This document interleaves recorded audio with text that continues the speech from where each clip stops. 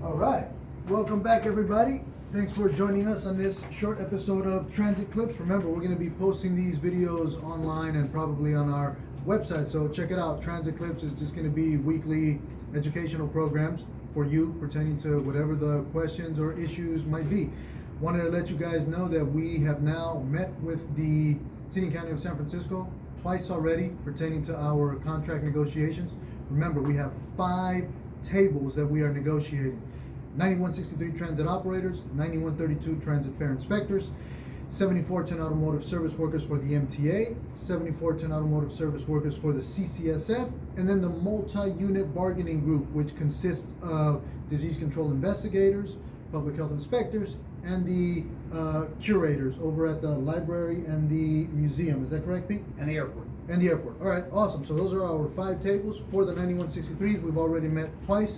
And since that's the largest group that we have, we're going to give you guys updates along with updates for every other bargaining group. So, Pete, why don't you tell us quickly some of the proposals that we've already laid out on the table?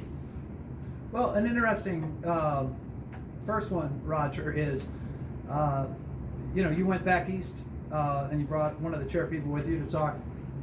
The TWU International had a conference on automation. We see automated cars driving around. We hear about automated trucks. There's automated trains out there. They're talking about, I believe TWU in Cincinnati had an issue with automated vehicles. Yeah. So to nip that in the bud, TWU helped write a proposal for that, correct? That's right. Yeah. And it's very important, you guys, in terms of automation, because if you're not paying attention, it's happening, like Pete stated, and if somebody, says, oh, well, I only have a couple more years here, and then, I'm retiring, it doesn't really affect me. Pete and I just went to a graduating class where an operator attended, and she had 2 of her relatives, 2 of her family members, literally just join the Muni fleet. And so if it does not affect you personally in a specific individual manner, it does in some way, shape, or form, because you could have your family applying here in the near future.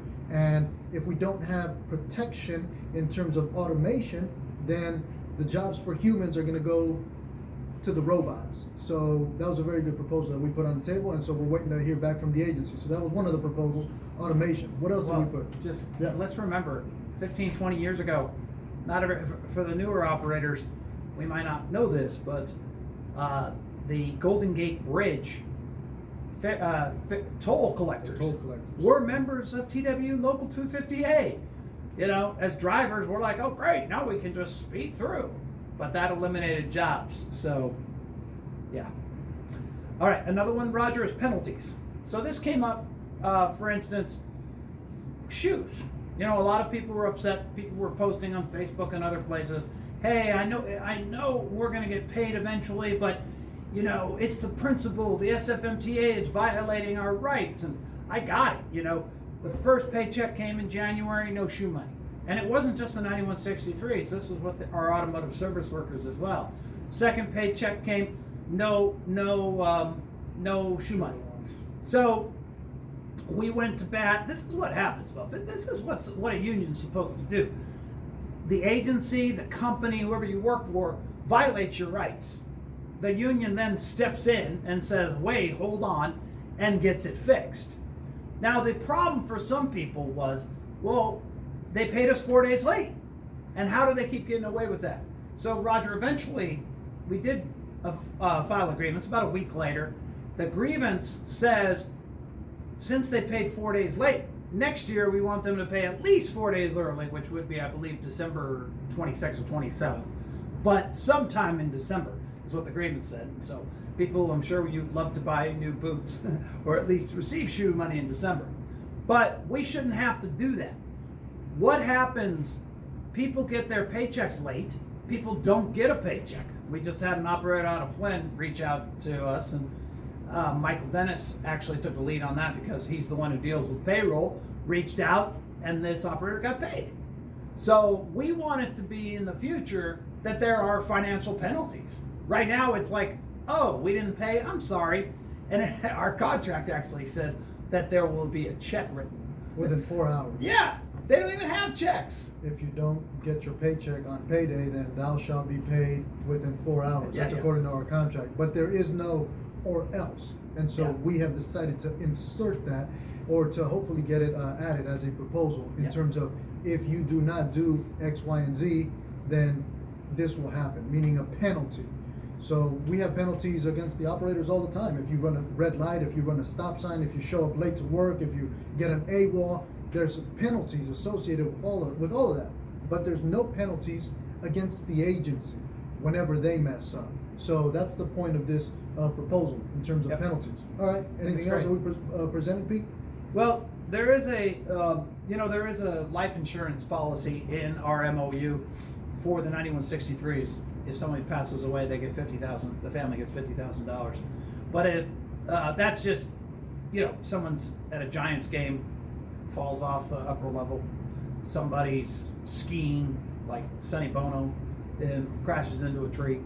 But if you are injured at work, there is a policy right now that says $175,000. That's for accidental death, dismemberment, and I think loss of sight. Yeah, I think you're correct. And it's $175,000, and we're trying to up that to $500,000, or at least something higher than that. Yeah, there's been a lot of injuries out here that we have seen, that we have dealt with, and we are seeking to try to increase that number, because a lot of our folks are being assaulted, and Yeah, somebody Very could lose sad. an eye. Somebody could. exactly. So Yeah. that's another proposal that we've thrown out there. You guys, anything else that we've thrown out there, Pete? Yeah, there's some information going out as far as, well, not going out, but we're making proposals on floating holidays and banked holidays. For those of you who don't know, when the holiday comes up, for what we just have President's Day, if you weren't supposed to work on President's Day, but you come in and don't take the 8 hours pay, you can bank that, and then let's say April 17th is somebody's birthday, and you end up using that as like a floating holiday. It's a banked holiday. At the end of the year, I had a banked holiday one year that I tried to use 4 times, and they wouldn't let me use it. And finally, midway through June, I got to use it. But if you get to the end of the year, the fiscal year, at the end of June, we don't want to lose that or lose floating holidays. So we now have proposals how at the end of the fiscal year we'll get paid for floating holidays. Because some people who haven't turned in for the money for the floating holiday, we don't get paid automatically right now because it's not addressed in the MOU. Right. When I first started, I used to hear this a lot, and I've been telling everybody in the fleet this. I used to hear, use it or lose it, use it or lose it, use it or lose it for the floating holidays. And I thought, oh man, I'm going to lose the floating holidays, because that was the notion. It was unfortunately misinformation, because there is no use it or lose it policy when it comes to your 2 guaranteed floating holidays under the contract. And so the language that we have proposed here will clarify that, so that nobody ever thinks that there's a use it or lose it policy again. It's either you use it or you get paid at the end of the fiscal year. Is that correct, Pete? Yep. All right, awesome. Any other proposals that we threw out there? Well, we were talking about parking earlier. And I was actually talking to, a chairperson from Potrero Division, because Potrero's getting closed down. And Potrero's going to be, they're tearing it down, and so not for good. They're rebuilding it. They're putting some housing on top. But where are the Potrero operators going to be parking? Right. And when they're going over to MIB? And, he and I were talking together about this, and, actually some other chair people as well. And the SFMTA likes to say, oh, take public transportation to work. We are public transportation. You can't leave Concord or South City at 5 in the morning when there is no public transportation to get you here.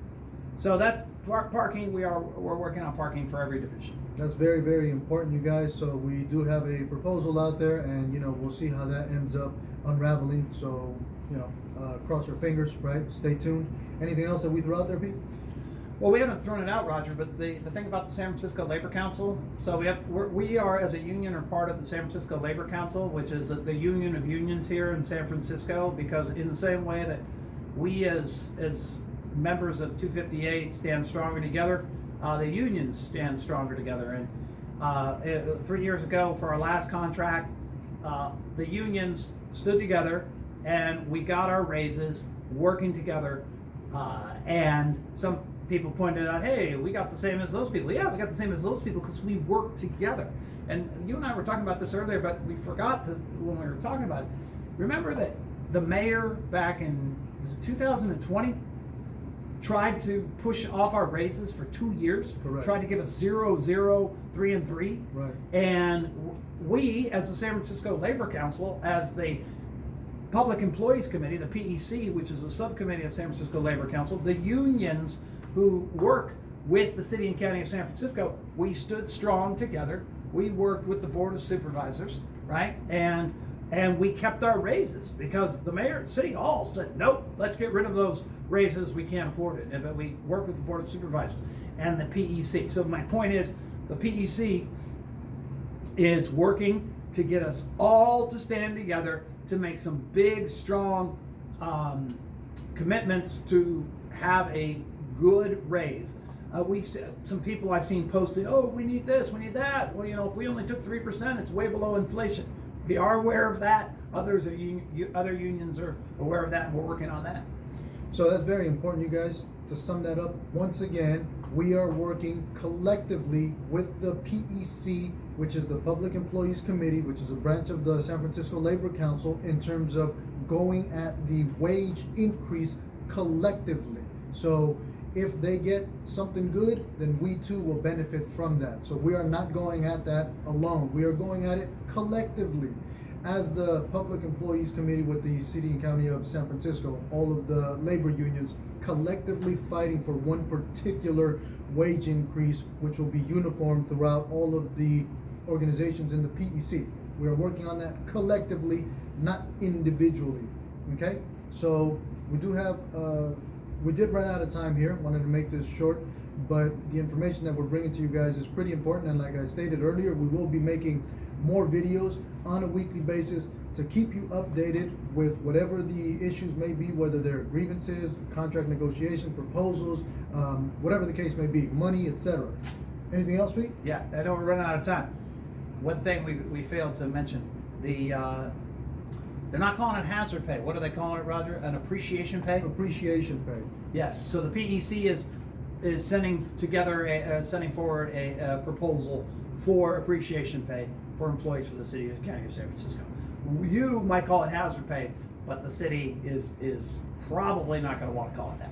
Well, whatever the issue is, we are working collectively Yeah. on that, with them, in terms of being able to move forward and everybody jumping in on the same bandwagon. So, like I stated, friends, we are not doing this alone, by ourselves. We are going at this collectively, as a group, as a team, with all of the major local unions within the city and county of San Francisco, so we can all get the same benefits, whether it's pertaining to hazard pay, whether it's pertaining to wage increases or any other benefits that we can all utilize. So we're going at that collectively, as a group, as a unit, not individuals. Anything else you wanted to say, Pete? No, that's just it. Labor stands, when labor stands together, labor stands stronger. Stand strong, stand united, you guys. Thanks again, and we will make another episode shortly, all right? Thanks. Thank Stay you. safe. Bye-bye.